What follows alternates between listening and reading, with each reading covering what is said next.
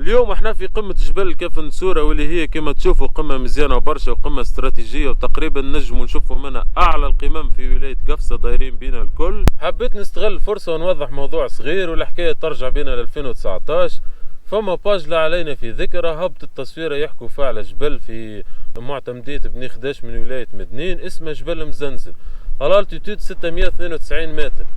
والحد لهنا كل شيء عادي. اما الغريب في الحكايه انهم هابطين ارتيكل على جبل مزنزن انه هو اعلى قمه في الجنوب التونسي،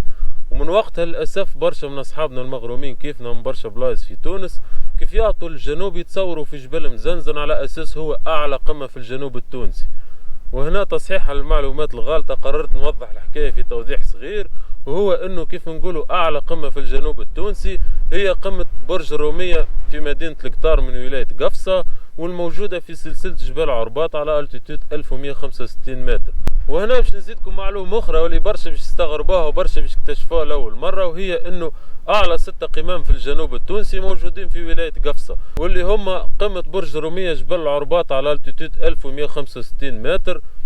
قمة جبل بورملي على ارتفاع 1156 متر، قمة جبل سيدي عيش على التيتود 1029 متر، قمة جبل عين القطار على ارتفاع 950 متر، وقمة جبل بن يونس على ارتفاع 832 متر،